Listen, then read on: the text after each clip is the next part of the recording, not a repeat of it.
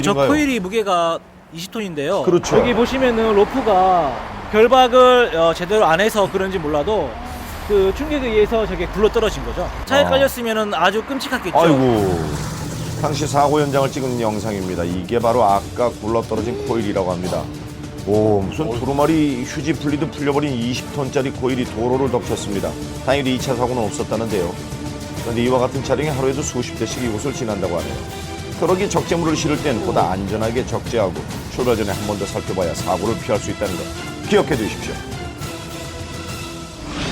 이번 제보자는 에어컨 설치 기사님이네요.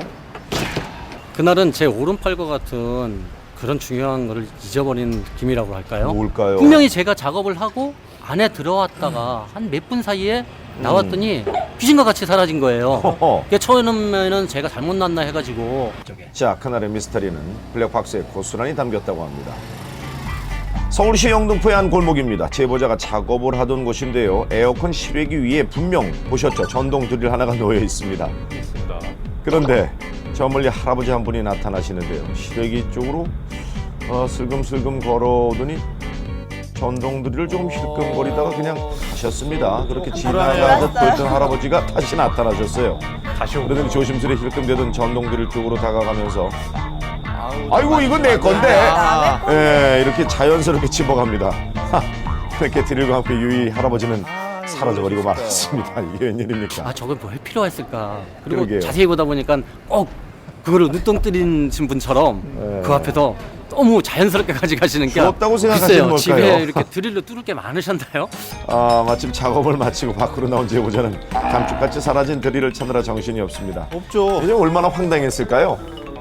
정말 귀신이 고칼 노릇 같았어요. 한 1, 20분은 찾아 헤매느라고 배터리 달면은 소용이 없을 텐데 충전기도 없으실 거고 충전기하고 배터리는 저한테 있거든요. 네. 순간적으로 욕심이 있으셔서 제가 볼 때는 가져가신 것 같은데 사실 할아버지가 쓰시는 용도보다는 제가 써야 될 용도가 더 많거든요. 제 연장은 꼭 제가 찾았으면 좋겠어요. 그래요. 할아버지 예. 좀 도와주세요. 꼭 예. 보내주세요. 얼른 보내주십시오. 주변에서 일어나는 많은 사고들은 이번 한 번만 또는 혹시나 하는 순간에 일어납니다. 자만과 방심은 금물이라는 것 잊지 마시고 여러분 오늘도 안전운전 부탁드립니다.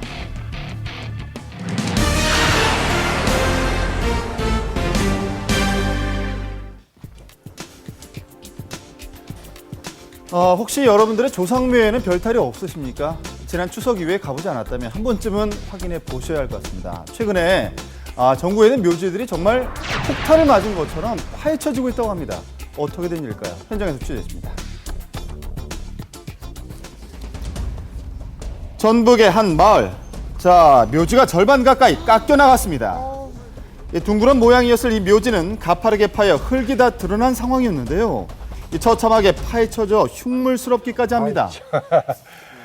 담담하죠 뭐. 마음적으로 건네 얘기 안타깝죠. 바로 옆에 있는 또 다른 묘지. 이 언뜻 보기에는 멀쩡해 보였는데요. 그러나 가까이서 가서 보니 마찬가지로 무덤이 파여 있습니다. 네.